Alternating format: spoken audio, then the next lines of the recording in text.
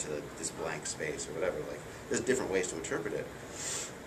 But he has all these rules and restrictions in this book, not specifically, but in terms of like the way to restrict yourself and identify yourself with this deity. And it should really change your life when you're doing this. You should be making all kinds of alterations in like your diet and your sleeping patterns and so on. And it's that disruption that creates the space in your habits and your life for this kind of like unity with this divine image that you're trying to unite yourself with. This is really specifically important to doing the Bornless ritual. Like, experience with this is important. Crowley, one of the things that he adds to the text are a lot of visualizations. He kind of tells you, like to see like the solar phallic line serpent in the south when you're doing it like that, and to visualize that. And particularly, he wants the outpouring of energy to be visualized in colors, and like you should see it. It's something like you're projecting out to the four corners of the earth when you're doing this thing in the four corners. And that kind of visualization is something you can get from astral work. It's there in astral work. But the astral work doesn't have the sort of self-annihilation or losing yourself in the image that you're kind of pushing yourself towards that it has in Liber Astarte or 175. So experience with that is like an important precondition. And even if you don't necessarily do every single thing on his list to unite yourself with whatever deity or concept or entity that is there, just even doing some of them, or like having that experience, that practical experience and engagement with that idea on that level, really is important precondition to being able to sort of lose yourself and project yourself in this way. This all comes up to the big struggle that happens in what Crowley, because he numbers off the sections. In section G of the ritual, after you've kind of done the four quarters, and you come to do the prayer in the middle, this is the point where he's like, well, this is where the adept has to struggle with the will of the angel. And this is sort of where, and this is an important concept of like struggle and adversarial nature. There's a tendency to kind of like look at the holy guardian angel as like your big brother, or like your buddy, or someone who's going to help you out, which is true in a sense, and particularly in ritual experiences when you get the name of your angel and the idea of your angel, that becomes your sort of fallback. If shit's going wrong, you've got your guardian angel. Like, that's who you're going to call. Like that's, if you need something, that you need to know something, you need to do something, you've got your holy guardian angel. That's who you're going to call. But Crowley himself, like his relationship with Aiwass was, certainly he used Aiwass in rituals. He would call on Aiwass at different times, but Aiwass fucked with him constantly, like was causing problems for him constantly, creating obstacles for him, telling him to do shit that he didn't want to do all the time. So this is where the whole like struggling with the will of the angel becomes significant, because the idea is that the holy guardian angel is an entity which kind of knows actually better than us what our direction is and what we're supposed to be doing in life. When we are filled, particularly in our culture, we're filled with all kinds of ideas of things we're supposed to want, or things we're supposed to want to do, or things we're supposed to want to be, that might not actually be in tune with our nature. And that can become highly problematic.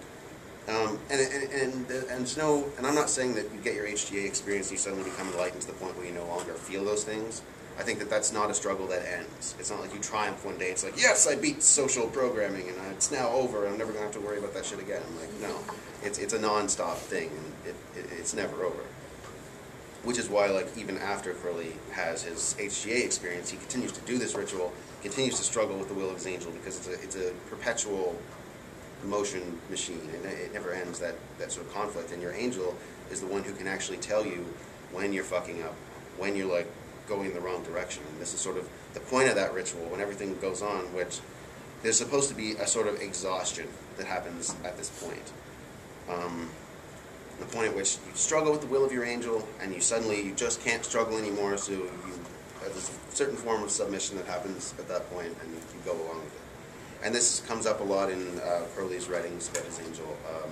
The Wake World in particular, where he figures the angel as his like Prince Charming, and he's the fairy princess, and he's come to rescue him and take him away, and it's this whole like this very like fairyland type story, but it's also very significant in terms of what the actual relationship with the angel is.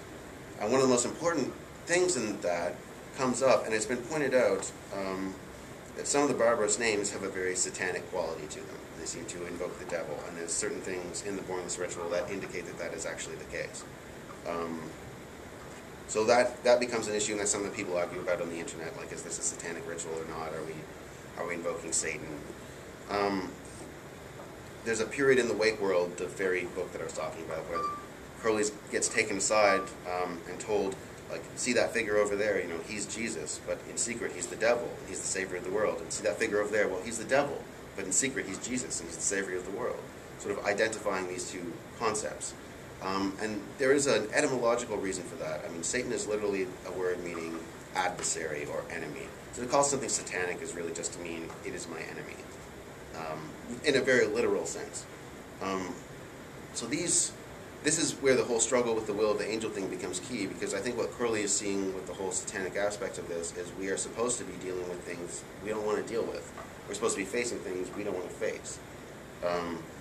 This Holy Guardian Angel experience is, in Crowley's AA system, a precondition to actually annihilating the ego and crossing the abyss.